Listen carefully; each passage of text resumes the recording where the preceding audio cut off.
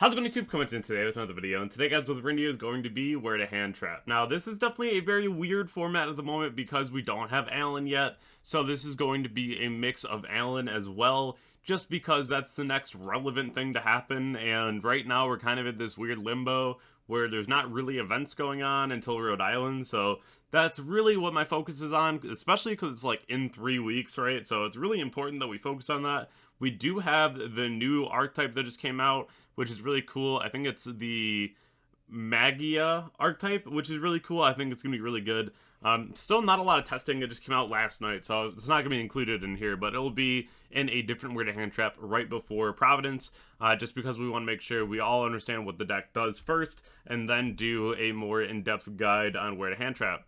So if you haven't already checked my sponsors over on RW, Cloud, Gem, Arla, Imperium, Dragonshield, or Grimoire, definitely go ahead and do so all down below in the description. Subscribe to the channel if you haven't already, and go to Imperium Duelist and pick up the brand new Blue Eyes playmat. I would appreciate it. This mat is so beautiful. I already held it in person, and man, is it cool. I'm very happy to have it. So definitely go over to Imperium Duelist and check it out, and without further ado, let's hop right into where to hand trap. So, the first thing I want to talk about is going to be the hand traps of the format. Bystials, Bell, Ash, Droll, Imperm. Droll is going to be the absolute shining star of this format. I'm very excited for this card because I feel like it's going to be really strong. I think Droll hits the most decks right now, especially if a lot of people start switching to things like Mitsarugi. This is a card that you are going to want in your main deck, as it will be very impactful. So, moving on to Odion, you see a ton of Droll here. Droll is the kryptonite of this deck. It is really rough if you get Drolled.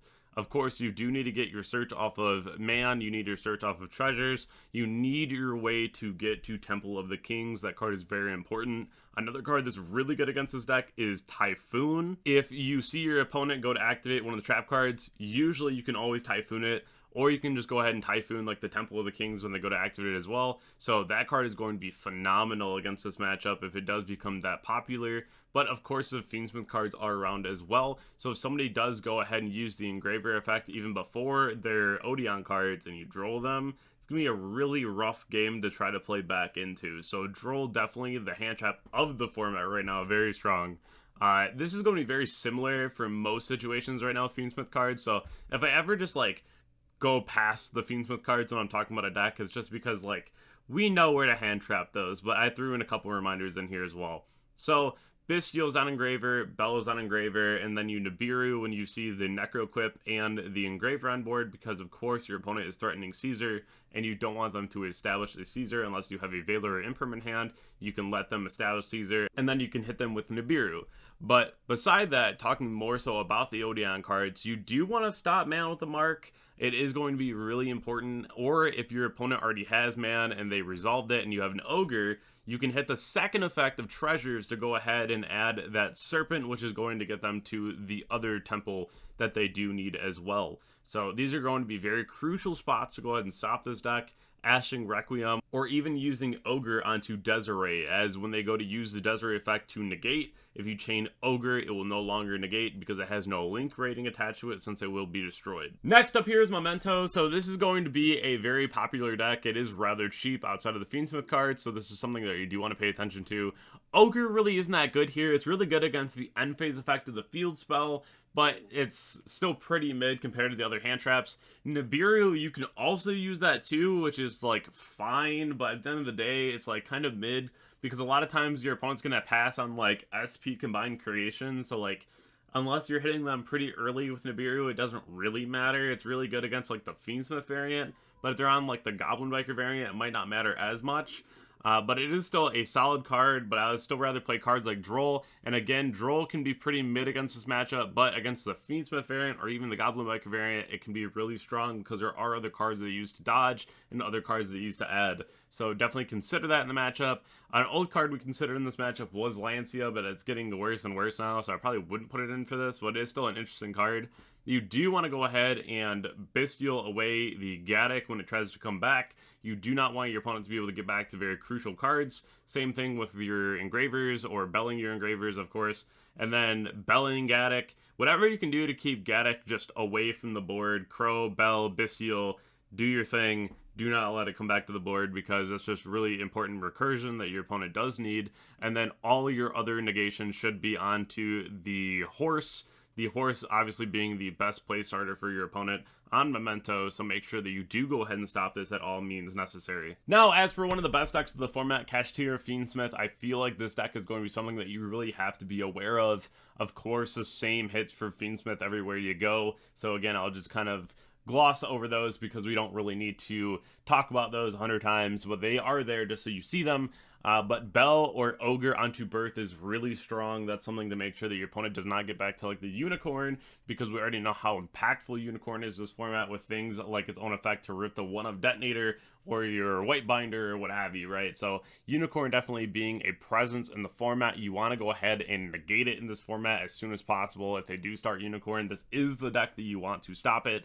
And this is going to be the best matchup for Ogre, because Ogring a Birth is actually crazy. A lot of times they're just playing like the one Birth. They could be on two, but a lot of times they're just on the one. You get rid of a huge problem and the recursion, so definitely consider Ogre for this format as well in very specific scenarios. You can even side it, but this is one where you definitely will want an Ogre. Next deck up here is going to be Mitsarugi. This deck is definitely going to be one of the better ones of the format that you want to watch out for. Droll is going to be very effective into this deck. Most of your negation and Ogre will be on Duo Drive. This never changes. You want to hit Duo Drive, and Duo Drive alone. This is going to be the best card to stop because, of course, you shut off the access to Node and Field Spell. You want to turn this off as soon as possible. The other thing, too, is going to be Ash or Bell on a Prayer. Usually it's just going to be like Bell, which is really important, but you will see your opponent go ahead and use Prayer to tribute a monster for cost. That's where you can go ahead and use a Bestial to go ahead and get rid of the monster that was tributed for cost. So on a new chain link, it will not be in the same location and it will not activate. So if your opponent does tribute like a Memento for cost, you go ahead and chain a Bestial, get it out of there, and then your opponent does not get the effect on a new chain link, which is going to be the most effective into this matchup. This matchup will be very scary. Make sure that you are maining Droll. This format is going to be very strong. So this is going to be post-Allen Maliss. This is going to be the best deck in the entire room. It's so strong. I've already played it several times, and it's just so good at what it does, right? And using a Bestial or a DD Crow on the target of Wizard and Grave is going to be really strong. You keep the Wizard in hand because it has to summon both. So that's one thing where if they're targeting something that has already been used, and let's say they've already banished like all their names using Wizard to extend, then that's something where you can go ahead and get rid of the card in Grave, just get rid of it permanently unless they can get it back, and then you also keep the Wizard in hand, which is really strong. The other thing you want to consider here is I don't like belling GWC. I don't really like that at all. I'd rather just bell the White Binder effect, because if your opponent has a Bestial for it later on, or like March Hare, you just want to make sure that you just bell the effect of Binder, because it just punishes you if you bell the GWC and they're like, well, I have the extender anyway, right? So I'd rather just stop the actual problem, because at that point your opponent's not going to be able to go ahead and just banish out like the White Rabbit from Grave to go ahead and get the set of the MTP. And you also can just Ash the White Binder when it gets banished to keep it banished. This is really awkward to get back. We do have the new cards to kind of help with that, but it still can be a really awkward scenario. The other thing is going to be Transco Talker and Cyrus Wicked being new additions to the deck. Both are very strong. The Wicked does search the backup Agnister, which is really cool. But you want to go ahead and Ogre Transco Talker because it does summon to the arrow, and then you can put any kind of negation onto the Cyrus Wicked, so your opponent does not get into their additional extenders to get into things like Accode. The last deck here is going to be Mathmech. Now this deck is definitely going to be one that we will see in the room, and Droll hurts this deck bad.